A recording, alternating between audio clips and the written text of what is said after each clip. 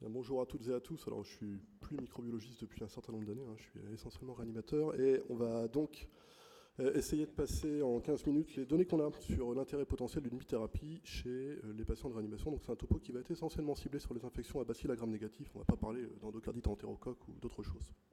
Voici mes conflits d'intérêts. Alors, pourquoi se poser la question d'une bithérapie? Il y a un certain nombre d'arguments, on va dire, très théoriques, qui sont pour certains appuyés par des données in vitro, peut-être d'accélérer la clairance des pathogènes impliqués avec des phénomènes de synergie. C'est des choses qui ont été démontrées in vitro, notamment pour des associations bêta-lactamine-aminoside, mais de manière inconstante, peut-être pour prévenir l'émergence de la résistance au site de l'infection. Là encore, il y a des données in vitro, on verra ce qu'on a en clinique, et je crois que l'objectif principal, lorsqu'on parle de traitement probabiliste, c'est bien évidemment d'optimiser la probabilité d'administrer au moins une molécule active sur le ou les pathogènes responsables de l'état infectieux de votre patient. Alors Jean-François vous en a parlé un petit peu tout à l'heure. Le sujet reste bien évidemment débattu dans la littérature, mais il y a quand même un faisceau d'arguments assez solide pour penser qu'au moins chez les patients les plus sévères, c'est-à-dire ceux avec une défaillance hémodynamique, le retard à l'administration d'une antibiothérapie active, mais d'au moins une molécule active, peut être associé à un outcome plus défavorable. Donc c'est vraiment le cœur de la discussion lorsqu'on va discuter d'une bithérapie probabiliste. Parce que dès lors qu'on se situe dans des environnements écologiques à faible prévalence de la résistance, finalement les arguments ne sont pas en faveur de la bithérapie. Ça, c'est un des rares essais randomisés contrôlés qu'on ait sur la question, une étude allemande, publiée il y a quelques années maintenant. Le design était simple, méropenem moxifloxacine versus méropenem seul en probabiliste chez les patients de réanimation présentant un sepsis. Alors, le point essentiel de cette étude, c'est que les bacilles à gram négatifs, qu'il s'agisse des entérobactéries ou du Pseudomonas aeruginosa, étaient pour la grande majorité d'entre elles, voire pour la totalité d'entre elles, sensibles au méropenem. Et donc, est-ce qu'on gagne quelque chose en ajoutant une fluoroquinolone lorsqu'on a une bêta-lactamine active, en l'occurrence du méropenem? Finalement, non. Quand on regarde l'évolution des défaillances d'organes sur les 14 premiers jours, vous voyez qu'il n'y a absolument aucune différence. Et lorsqu'on regarde la survie globale des patients dans l'analyse par protocole, vous voyez qu'il n'y a là encore aucune différence significative. Donc on n'ajoute rien, on ne gagne rien en rajoutant de la moxiflo chez ces patients. Ce qui était intéressant dans ce papier, je trouve, il n'y avait pas d'analyse, comme souvent, de l'impact sur le microbiote intestinal du fait de rajouter une quinolone, mais en tout cas pour ce qui est des surinfections à bacilles à gram négatif, il y avait peut-être un peu moins de surinfection à BGN méro-R, donc essentiellement du PIO, dans le groupe des patients qui avaient la bithérapie avec de la moxiflo. Ça, c'est quelque chose qui avait été retrouvé dans d'autres papiers un petit peu plus anciens. Par contre, il n'y avait pas d'impact sur l'émergence de la résistance, au moins en termes de prélèvement clinique, au méropenem. Un autre papier un petit peu dans la même lignée, qui est tout aussi intéressant, mais qui pose là plus la question de l'adjonction d'un aminoside, c'est celui-ci, publié par Marc Bonten, le consortium Mars dans CID, donc en 2017, de réanimation aux Pays-Bas, avec des antibiothéraphies probabilistes qui sont protocolisées. Une réanimation où on fait bêta-lactamine plus gentamicine avec des schémas qui sont comparables à ceux qu'on fait nous en France, 5 mg kg pendant 1 à 3 jours. Une autre réanimation où on ne fait qu'une bêta-lactamine sans adjonction d'aminocytes. Donc un gros collectif, des infections essentiellement intra-abdominales ou urinaires. Et qu'est-ce que l'on voit? Dès lors qu'on est dans un environnement où il n'y a pas de résistance, ou très peu de résistance au bêta-lactamine, et bien quand vous mettez une céphalosporine de 3e génération, le fait de rajouter de la ginta ne change rien en termes de fréquence de l'inadéquation de l'antibiothérapie probabiliste. C'est ce qui est tout à fait intéressant dans ce papier, c'est que dans la partie droite, pas d'impact de l'aminoside sur la survie, pas d'impact de l'aminoside sur la rapidité de la résolution de la défaillance circulatoire, mais par contre un impact de l'aminoside, donc encore une fois 1 à 3 jours de gentamicine en termes de risque rénal. Et ce papier avait démontré sur une méthodologie statistique assez solide qu'il y avait peut-être plus de défaillance rénale lorsqu'on ajoutait un aminoside à la bêta-lactamine. Alors, quand on regarde le reste de la littérature, les données sont finalement assez disparates, pour la plupart issues d'études non randomisées, et Anders Perners et Moller ont publié l'an dernier, enfin il y a 2 ans maintenant, cette méta-analyse qui ne cible que des patients graves, donc des malades de réanimation essentiellement, et vous voyez que l'effet de la bithérapie sur la mortalité toute cause est neutre, en tout cas, pas d'impact évident, et vous avez sur la partie droite de la diapo les biais associés aux études qui ont été inclus dans cette méta-analyse, et les auteurs concluent à juste titre que les données disponibles ne permettent pas de conclure dans un sens, mais pas dans l'autre non plus, et on ne peut pas dire si la bithérapie est plutôt bénéfique ou délétère aux patients. Et pour ce qui est de l'émergence de la résistance, encore une fois, lorsqu'on parle de données cliniques, et pas uniquement de données in vitro, eh bien, ce qu'il y a de publié ne permet pas de conclure de manière fiable. Donc, ce n'était pas adressé dans cette méta-analyse. Alors, la question reste quand même ouverte pour les malades les plus sévères, c'est-à-dire les patients avec une défaillance circulatoire grave et une probabilité de décès à baseline qui est élevée. on va dire supérieur à 25 ou 30%. Il y a ce papier d'Anand Kumar, donc qui date un petit peu maintenant, mais qui laisse le débat un petit peu ouvert. On a l'impression qu'effectivement, chez les malades les plus sévères, l'adjonction d'une autre molécule peut aider à améliorer le pronostic, et on est même d'ailleurs assez surpris de la réduction très importante de l'odds ratio pour la mortalité chez des patients qui ont des pronostics à la base très défavorables. Et inversement, dans la partie droite du graphique, eh bien, vous voyez que pour les malades qui ont une faible probabilité de décès à baseline, eh bien, peut-être que la bithérapie est plus délétère qu'autre chose. Notamment, on peut l'imaginer par peut-être plus de sélection de résistance ou peut-être plus de risque rénal, mais ça, c'est pas détaillé dans le papier. Alors, la problématique majeure avec ces différents papiers, c'est qu'encore une fois, c'est presque toujours des études observationnelles. Et un facteur qui peut biaiser de façon très importante les données, c'est que c'est souvent les malades les plus graves qui vont avoir une bithérapie. Le malade qui n'est pas très grave, on va mettre une bêta-lactamine parce qu'on n'est pas inquiet.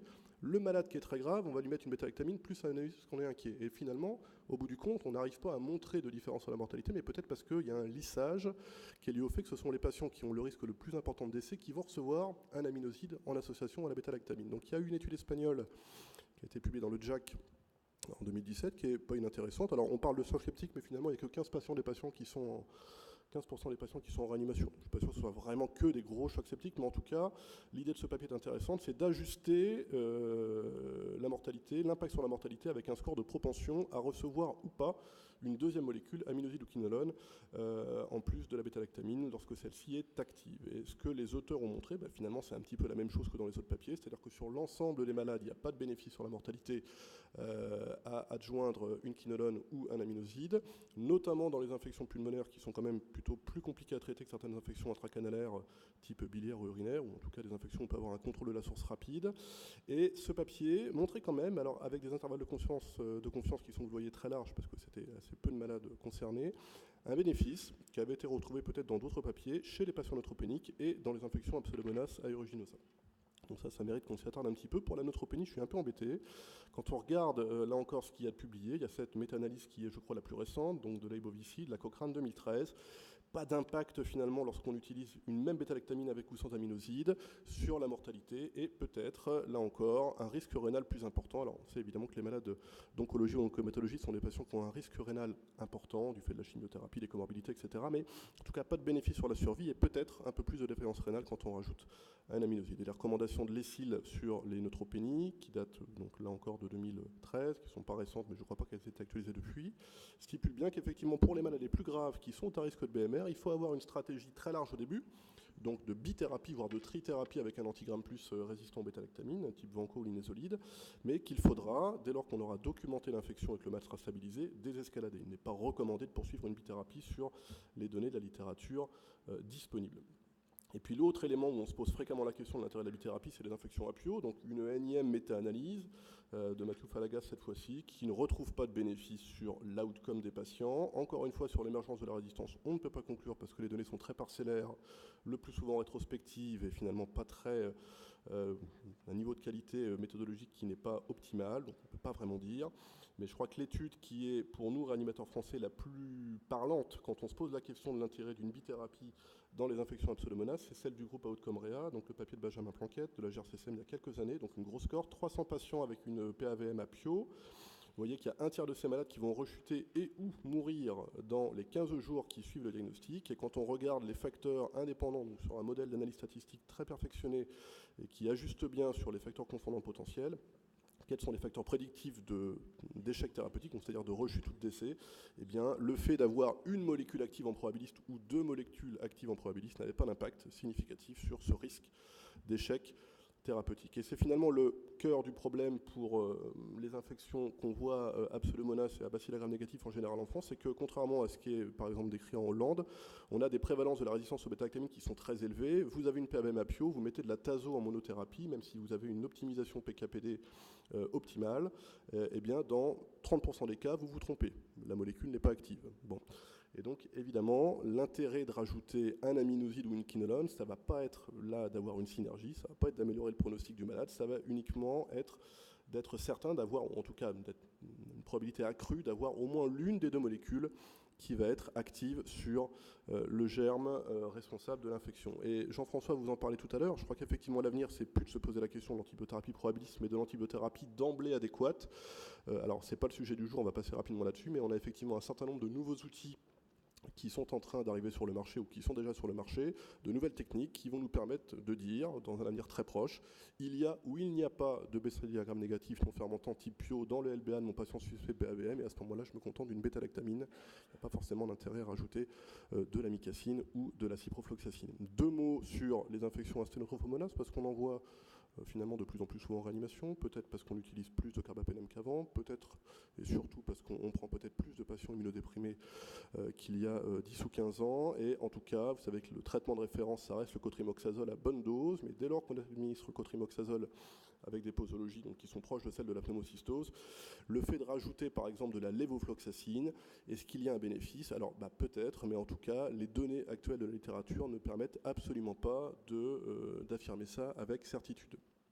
2 diapos sur les germes, on va dire XDR. Alors il y a ce papier qui est très intéressant, c'est la cohort increment là, de Rodriguez-Bagno qui a été publié dans Lancet ID en 2017.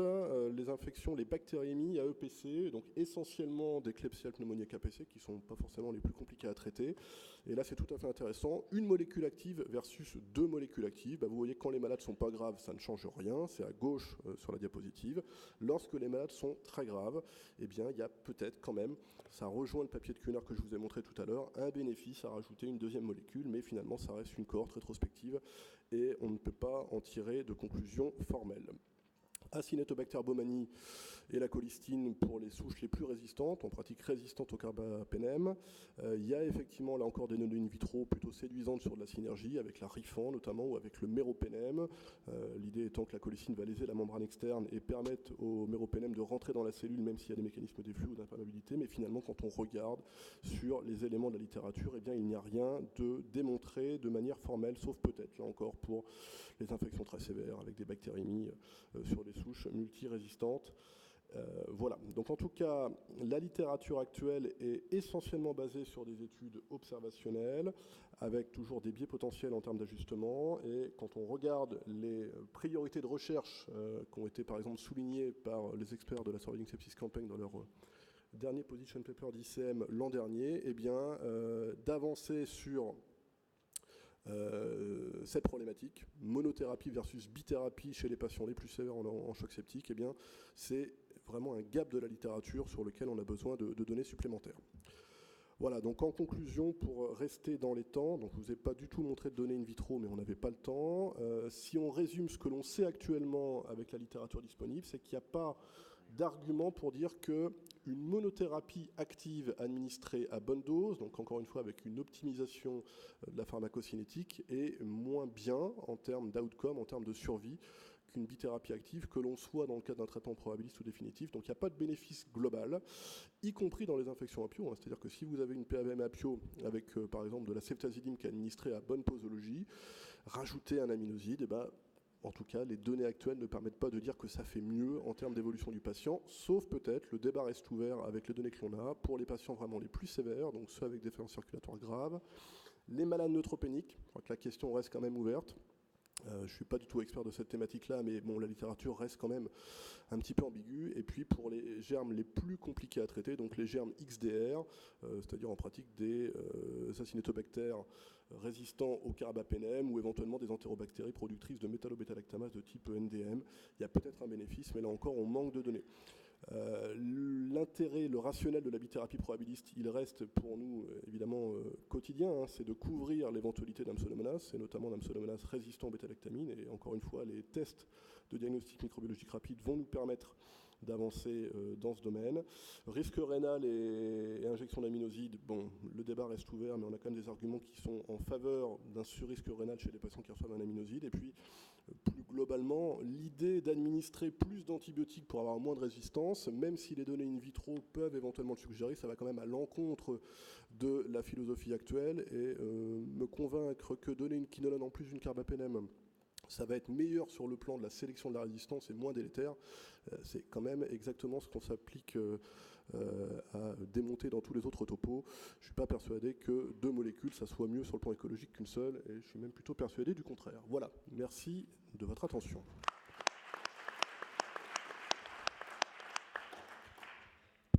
Merci beaucoup. Est-ce qu'il y a des questions pour cette présentation dans la salle? Oui. Jean-Pierre, tu es un peu sévère sur l'histoire de l'émergence de la résistance, Ouais. aussi de l'infection. Parce que un des intérêts potentiels de mettre un aminoside à très forte dose, Ouais. c'est de diminuer l'inoculum. Alors, merci de me poser la Et les question, Jean-Pierre, parce que... bêta-lactamines sont sensibles à l'inoculum, mais pas les aminosides. Donc, Alors, c'est important. ouais. Merci de me poser la question parce que j'avais une diapo là-dessus que j'ai supprimée parce que c'était trop long. Effectivement, il y a un vrai rationnel. On prend un entérobactère aérogénèse, par exemple, dont on sait qu'il va muter sa céphalosporinase chromosomique à une probabilité de 10 puissance moins 8 à 10 puissance moins 9. Dans un foyer infectieux, grosse PAVM, une infection intra-abdominale, on a un inoculum qui va être à 10-8 ou 10-9. Donc il est certain que si on met une céphalosporine sur ce type d'infection, statistiquement, on va sélectionner un mutant résistant. Bon. Et donc l'idée de rajouter un aminoside pour décroître l'inoculum et repasser en dessous du seuil de sélection d'un mutant résistant, elle est effectivement très séduisante.